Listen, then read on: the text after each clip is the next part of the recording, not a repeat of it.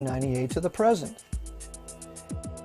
In order to create the central bank, certain obstacles had to be overcome. First, those opposed to a central bank would need to be removed, and secondly, the law would need to be changed, or simply appear to be changed. To deal with the troublesome individuals who opposed a central bank, the Jesuits spared no expense. They built a ship of death called the Titanic.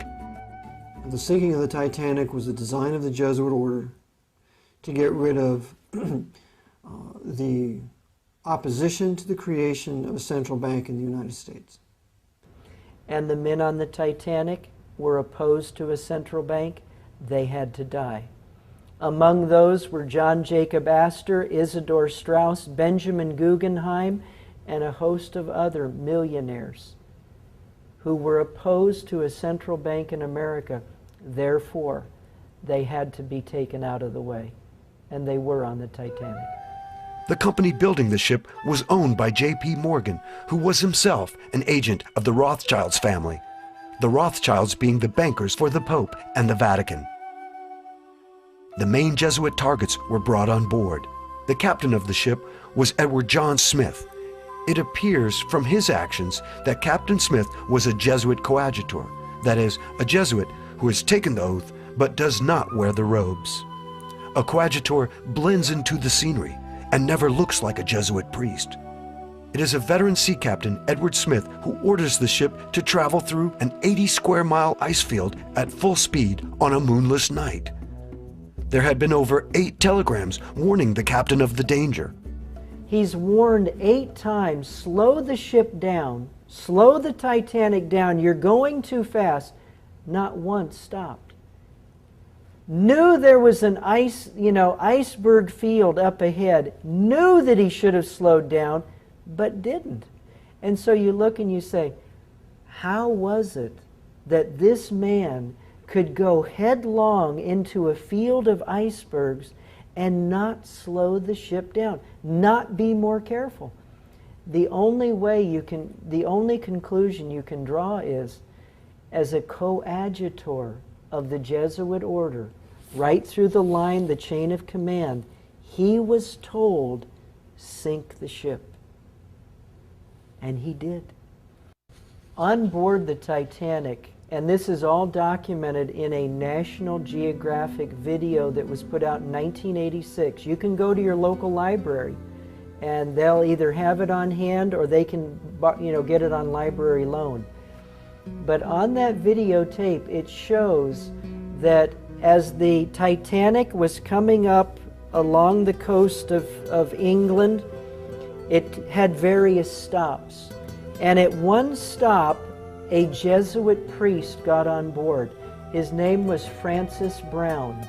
Francis Brown got on board the Titanic, took pictures of all of the wealthy people, took pictures of Edward Smith, the captain, and then, just before the Titanic set sail across the Atlantic, Francis Brown got off. And then, of course, the Titanic sunk. Well, Francis Brown is given a camera by his bishop, by his uncle, the bishop, and he is told to go down and take all these pictures of all these people we're going to kill in first class. And so that's what he does. He takes pictures of all these rich people, everybody that's there is going to go down, and a rich passenger offers him passage. Well, he knows the ship's going to go down, but he very sheepishly got in contact with his provincial. And the provincial's message was, get off that ship. Like Brown, another noted passenger, Jesuit agent J.P. Morgan, did not make the ill-fated sea voyage.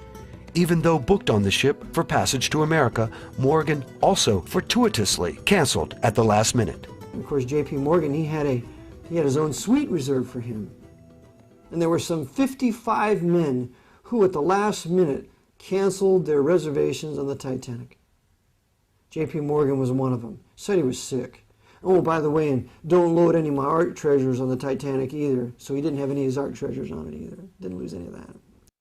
How do we know there was foul play involved with the Titanic? When the iceberg was sighted, It was First Officer Murdoch who attempted to port around the deadly object. This was sound enough, but Murdoch also ordered the engines into reverse. Author Wynne Wade asked the obvious question.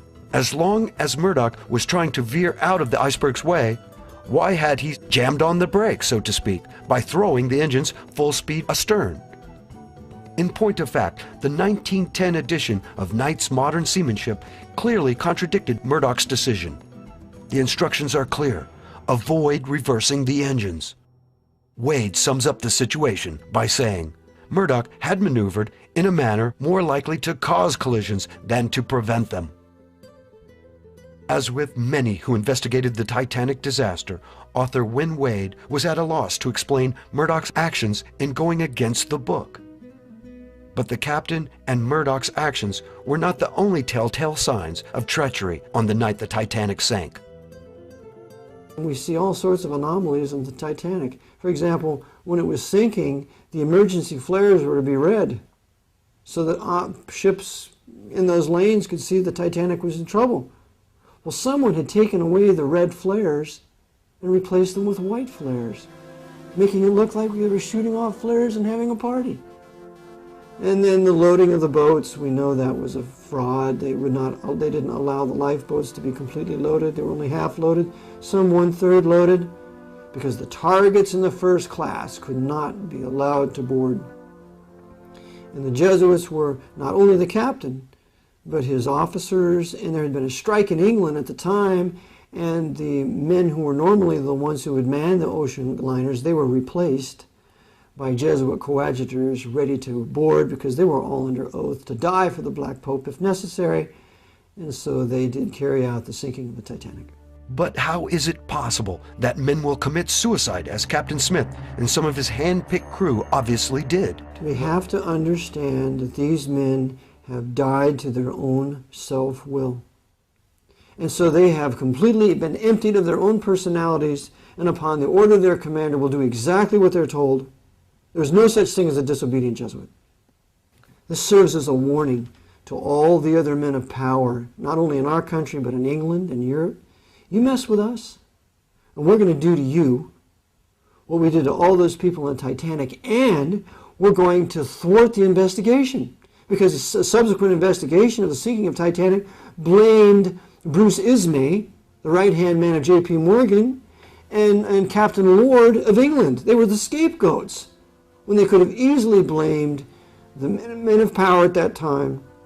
Saw who canceled their reservations. It was a Warren Commission all over again. 9/11 Commission all over again. It's a whitewash and cover-up, and that cover-up is even more powerful than the murder itself.